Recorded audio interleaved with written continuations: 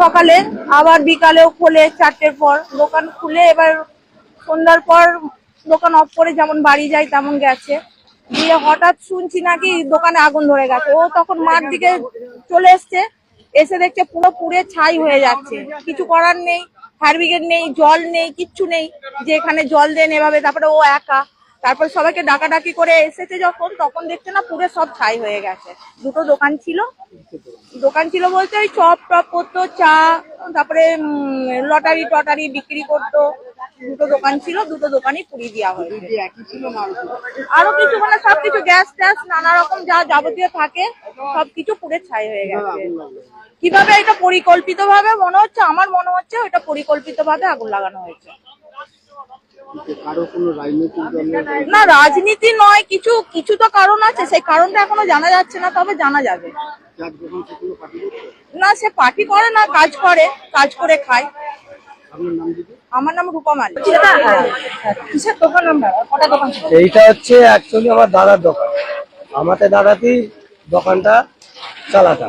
দুটো দোকান। দাদা হচ্ছে চা পান বিড়ি এইসব ব্যবসা করতো, আর আমি হচ্ছে টিকিট ব্যবসা করছি। দুটো দোকান ছিল।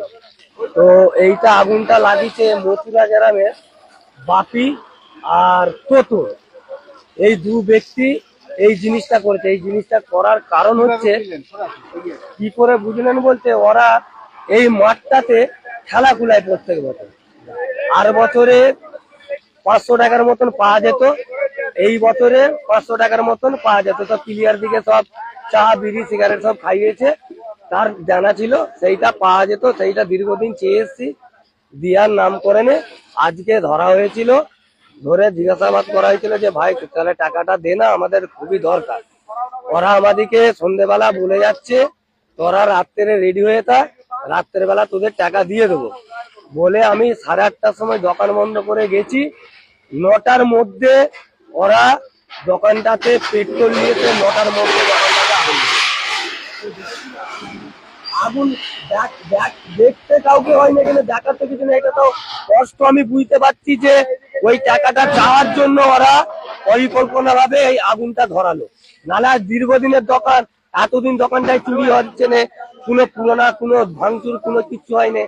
টাকাটা চাওয়ার পরেতেই হচ্ছে, মানে তার মানেই তো জিনিসটা দাঁড়াচ্ছে যে টাকাটা চেয়েছি বলে তার জন্য ওরা দোকানটাকে আর দুটোই হচ্ছে টিএমসি পার্টির ছেলে। আমাদের অপরাধ যে আমরা টাকাটা চেয়েছি, এইটাই হচ্ছে আমাদের অপরাধ। আমার নাম শঙ্কর মালিক। আর দুজন ছিল, মোট 4 জনের কাজ। দুজন ভিতর কালীপুর থেকে এসেছিল, এসেই মধুরের মোড়ে বাড়িছিল। আমি আমার মা ফা করে যাচ্ছিলাম, আমাদের ঘরের সবাই দেখে গেছে যে কালীপুরের দুটো তৃণমূলের লোক যে এখানে কি করছে, তখনই আমাদের টার্গেট হয়েছিল। আর তার সঙ্গে বাপি যে নাম বলছি, তার হ্যাঁ আমি পার্টি করি, আমি বিজেপির বুথ সভাপতি। আপনার দোকান? হ্যাঁ আমারই দোকান। চার টিকিট। হ্যাঁ মোটামুটি কত টাকা নষ্ট হয়েছে? হ্যাঁ মোটামুটি তো আমার আনসোলের টিকিট তো 70-80 হাজার টাকা আনসোলের টিকিট পড়েছিল। ফোন করেছিলেন? করেছি, আসেনি তো। আমাদেরই জমিতে জল দেওয়ার জন্য মেশিন ছিল এখানে, সেইটাকেই পুলিশরা আছে এখন, তাই দিকে নিয়ে আরামবাগ থানার অফিসাররা আছে, তাই দিকে নিয়ে নিমানো আছে। সন্দীপ মালিক। এটা কালীপুর 18 নম্বর ওয়ার্ড, মধুরোর গায়ে।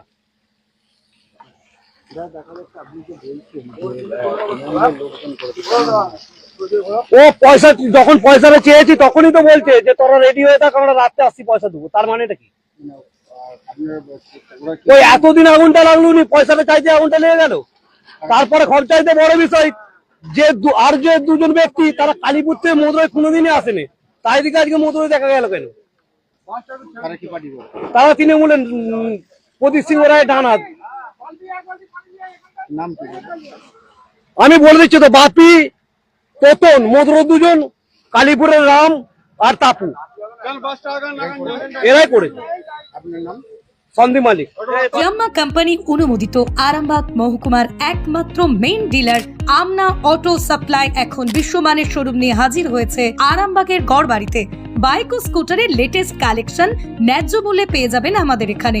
অত্যাধুনিক মেশিন, কম্পিউটারের সাহায্যে গাড়ির সমস্ত ফল্ট চিহ্নিত করা এবং কোম্পানির ট্রেনিং প্রাপ্ত মেকানিক দ্বারা গাড়ির সার্ভিসিং করার সুব্যবস্থা রয়েছে। একই ছাদের তলায় রয়েছে ইয়ামাহা কোম্পানির অরিজিনাল স্পেয়ার পার্টস এর বিরাট কালেকশন। এখানেই শেষ নয়, ইয়ামাহা কোম্পানির unbreakable helmet, riding jackets, gloves, T শার্টেরও বিরাট কালেকশন রয়েছে। তাই বাইক মানেই হলো জাপানি ইয়ামাহা, আর ইয়ামাহা মানেই হলো আমনা অটো সাপ্লাই।